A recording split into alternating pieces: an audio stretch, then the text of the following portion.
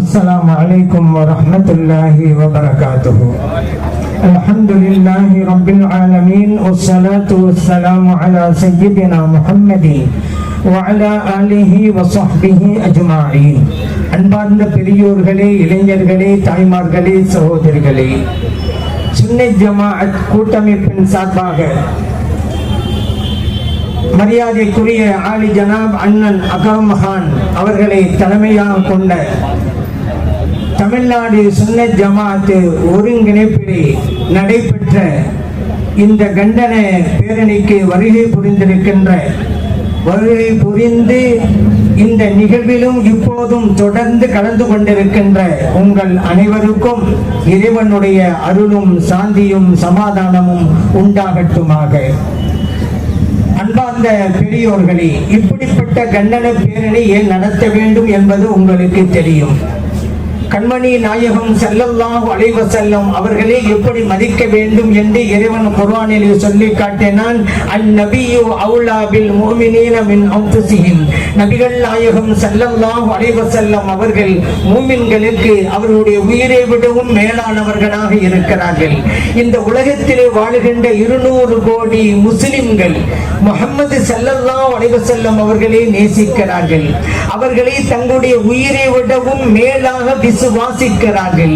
ஆகவேதான் கூறுகிறார்கள், I love Muhammad ஸல்லல்லாஹு அலைஹி வஸல்லம். தாங்கள் யாரை இறை தூதராக ஏற்றுக்கொண்டிருக்கிறார்களோ அவர்களை ஐ லவ் முஹம்மது ஸல்லல்லாஹு அலைஹி வஸல்லம் அவர்களை நான் நேசிக்கிறேன் என்று சொன்னால் அது குற்றமா? தங்களுடைய இறை தூதரை நேசிக்கிறேன் என்று கூறுவது கூட இந்த நாட்டிலே அது பாவமா? அப்படி பாவம்தான் என்று யோகி அரசு சொன்னது.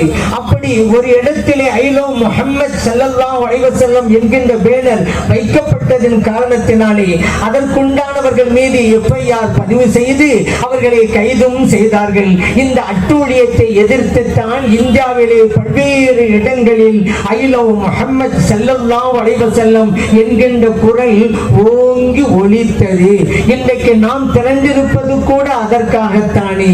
ஒரு தடவை கூறக்கூடாது என்று நீ சொன்னாய் யோகியே, நீ சொன்னாய் ஒரு தடவை கூடாது என்று.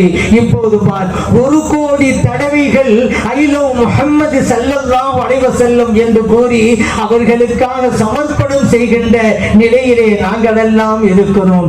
இப்படி ஒரு நிலை வந்தவுடன் இந்தியாவிலே பல்வேறு மாநிலங்களில் இளைஞர்கள், பெரியவர்கள், தாய்மார்கள் எல்லாம் ஒன்று திரண்டு அவர்களை எதிர்த்தார்கள். அது மட்டுமல்ல, ஐ லவ் முஹம்மது ஸல்லல்லாஹு அலைஹி வஸல்லம் அவர்கள் என்பதை வீர முழக்கமாக அவர்கள் வெளியிட்டார்கள். எந்த அளவிற்கு தெரியுமா? இந்த வாசகத்தை அவருடைய வீடுகளிலும் ரோடுகளிலும் எழுதி வைத்தார்கள், அவர்களுடைய வாகனங்களில் எழுதி வைத்தார்கள். பெண்கள் எல்லாம் சொல்ல ஆரம்பித்தார்கள். இது ஏன் இப்ப நீங்க யோசிக்கணும், ஏன் எல்லாருமே சொல்லணும்? இது முஸ்லிம்களுக்கு மட்டும்தானே கோபம் வந்திருக்கனு, அவங்க மட்டும்தான் ஒன்று திரண்டு இதை சொல்லி இருக்கணும். ஏன் எல்லா மனிதர்களும் சமூகம் கடந்தும் கூட ஏன் ஐ லவ் முஹம்மது ஸல்லல்லாஹு அலைஹி வஸல்லம் என்று சொன்னார்கள்? தாய்மார்கள் ஏன் சொன்னார்கள் என்று நீங்க யோசிக்கலாம். காரணம், எல்லோருக்குமே கடமை இருக்கிறது இதை சொல்வதற்கு. காரணம், மனிதர்களுக்கு உண்டான உரிமை என்னவென்று சொல்லிக் கொடுத்தவர்கள் நபிகள் நாயகம் ஸல்லல்லாஹு அலைஹி வஸல்லம் அவர்கள். பெண்களுக்கு உண்டான உரிமைகளை வழங்கியவர்கள் முஹம்மது ஸல்லல்லாஹு அலைஹி வஸல்லம் அவர்கள். ஆகவேதான் அந்த பெண்களும் கூட ஐ லவ் முஹம்மது ஸல்லல்லாஹு அலைஹி வஸல்லம் என்று அவர்கள் கூறினார்கள். ஏன்னா முஹம்மது ஸல்லல்லாஹு அலைஹி வஸல்லம் அவர்கள் இறை தூதராக வந்த நேரத்திலே பெண் குழந்தை பிறந்து விட்டால் உயிரோடு குழி தோண்டி புதைத்தார்கள். அப்படிப்பட்ட கொடூரத்தையே குழி தோண்டி புதைத்தவர்கள் நபிகள் நாயகம் ஸல்லல்லாஹு அலைஹி வஸல்லம் அவர்கள். அந்த நன்றி கடனின் காரணத்தினால் தான் பெண்களும் கூட, மாற்று மதத்தை சார்ந்த பெண்களும் கூட ஐ லவ் முஹம்மது ஸல்லல்லாஹு அலைஹி வஸல்லம் என்று சொன்னாங்க. பெண்களுக்கு சொத்துரிமை என்று சொன்னது மட்டுமல்ல, அவர்கள் வழங்கினார்கள்.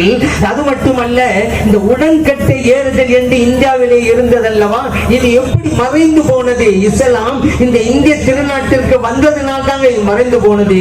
ஒரு கணவர் இறந்துட்டா அவர் தீயிட்டு கொளுத்தும் போது மனைவியாக இருந்த பெண்ணையும் கூட அந்த தீயிலே இறக்கி விடுவாங்க. இப்படிப்பட்ட கொடுமை இருந்தது இந்த நாட்டிலே. இஸ்லாம் வந்தது, இந்த உடன்கட்டை ஏறுதல் என்கின்ற கொடுமை மலையேறி போனது. கற்பனை பண்ணி பாருங்க, இஸ்லாம் மட்டும் வரலன்னு வச்சுக்கிறங்க இந்த நாட்டுக்கு, பெண்களுடைய அவலம் எப்படி இருக்கும் தெரியுமா? இதனால் தான் நன்றி கடனாக முஸ்லிம் அல்லாத, முஸ்லிம் சமூகம் அல்லாத பெண்களும் கூட ஐ லவ் முஹம்மது ஸல்லல்லாஹு அலைஹி வஸல்லம் என்று அவங்க சொல்றாங்க. அது மட்டுமல்ல, இந்த நாட்டிலே பிறப்பால் உயர்வு தாழ்வு என்று நெறிஞ்சுங்க. உயர் குடியிலே பிறந்து விட்டால் அவன் உயர்ந்தவன், அவன் எவ்வளவு மோசமானவன் இருந்தாலும் சரி. தாழ்ந்த குடியிலே ஒருவன் பிறந்து விட்டால் அவன் தாழ்ந்தவன் தான், அவன் எவ்வளவு பெரிய நன்னடத்துக்கு சொந்தக்காரன் இருந்தாலும் சரி. அப்படிப்பட்ட நடைமுறையை தகர்த்தெறிந்தார்கள் முஹம்மது ஸல்லல்லாஹு அலைஹி வஸல்லம் அவர்கள். இன்றைக்கு 30 கோடி முஸ்லிம்கள் இந்தியாவில் இருக்கிறார்கள் என்றால் காரணம் என்ன? அடிமைப்பட்டு கிடந்தார்கள். நமக்கு ஒரு விடிவு வராதா என்று ஏங்கி கிடந்தாங்க. அந்த நேரத்தில் தான் இஸ்லாம் வந்தது. ஒரு அறிஞர் சொன்னான் அல்லவா, பல்லாண்டு காலங்கள் பிரிந்திருந்த குழந்தை தன் தாயை பார்த்தவுடன் எப்படி ஆர்வத்தோடு அரவணைத்துக் கொள்ளுமோ அப்படி தான் துன்பத்திலே துவண்டு கிடந்த மக்கள் இஸ்லாம் வந்த உடனே ஒரு தாயை போல அரவணைத்துக் கொண்டார்கள். இந்த நாட்டிலே இப்ப முஸ்லிம்களா இருக்கிறோமே, நாமெல்லாம் அரபு நாட்டில் இருந்து இறக்குமதி செய்யப்பட்டவர்களா? இல்லை, இல்லை. நாமெல்லாம் இந்த மண்ணின் மைந்தர்கள். அடக்கப்பட்டோம், ஒடுக்கப்பட்டோம், ஏற்றத்தாழ்வு பார்க்கப்பட்டோம். இதையெல்லாம் ஒழித்தது இந்த இஸ்லாம் தான். இதை கொண்டு வந்தது முஹம்மது ஸல்லல்லாஹு அலைஹி வஸல்லம் அவர்கள். ஆகவேதான் எல்லா மனிதர்களும் அவரை நேசிக்கிறார்கள், உலகமே நேசிக்கிறது.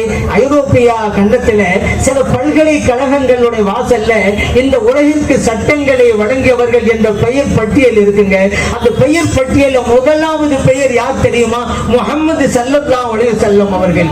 அந்த பல்கலைக்கழகம் நடத்துவது முஸ்லிம்கள் அல்ல, வேற்று மதத்தை சார்ந்தவர்கள். ஆனா உண்மையை ஒப்புக்கொண்டிருக்கிறார்கள். இந்த உலகத்திற்கு சட்டத்தை வழங்கிய நபி ஸல்லல்லாஹு அலைஹி வஸல்லம் அவர்களை இந்த உலகம் நேசிக்கத்தானுங்க செய்யும். சரி, சில பேர் ஏன் அதை எதிர்க்கிறாங்க நீங்க கேட்கலாம். காரணம், அவர்களுடைய பிழைப்பிலே மண்ணெல்லி போட்டது இந்த இஸ்லாத்துடைய கொள்கையை தான். ஏன்னா பிறப்பை வைத்துக் கொண்டு பிழைப்பு நடத்தி கொண்டிருந்தது அந்த கூட்டம். நீ இப்படி பிறந்தியா நீ உயர்ந்தவன், நீ இப்படி பிறந்தியா நீ தாழ்ந்தவன். இதை அழித்தது இஸ்லாம். இவர்களுக்கு ஆபத்து என்பதால் தான் இஸ்லாத்தை எதிர்க்கிறார்கள். இப்படிப்பட்ட ஒரு சமத்துவத்தையும் சகோதரத்தையும் கொண்டு வந்த முஹம்மது ஸல்லல்லாஹு அலைஹி வஸல்லம் அவர்களுக்கு பிடிக்கலையே.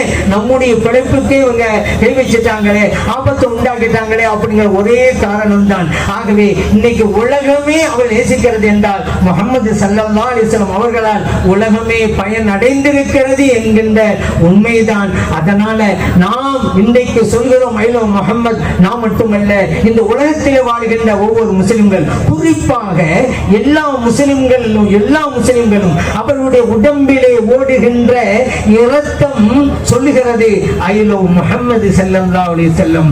அவர்களுடைய நாடி நரம்புகள் சொல்கிறது ஐ லவ் முஹம்மது ஸல்லல்லாஹு அலைஹி வஸல்லம். அவருடைய எலும்புகள் சொல்கிறது ஐ லவ் முஹம்மது ஸல்லல்லாஹு அலைஹி வஸல்லம். அவருடைய உடம்பிலே இருக்கிற ஒவ்வொரு அணுவும் சொல்கிறது ஐ லவ் முஹம்மது ஸல்லல்லாஹு அலைஹி வஸல்லம்.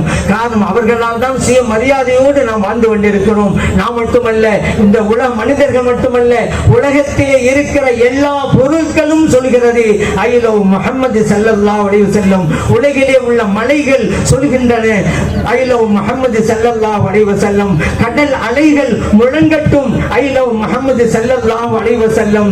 வீசுகின்ற காற்று சொல்லட்டும் ஐ லவ் முஹம்மது ஸல்லல்லாஹு அலைஹி வஸல்லம்.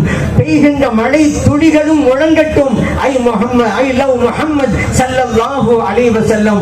நாமும் சேர்ந்து சொல்வோம் ஐ லவ் முஹம்மது ஸல்லல்லாஹு அலைஹி வஸல்லம். வாழ்ப்பளித்தமைக்கு நன்றி கூறி விடைபெறுகிறேன். அஸ்ஸலாமு அலைக்கும் வரஹ்மத்துல்லாஹி வபரகாத்துஹு.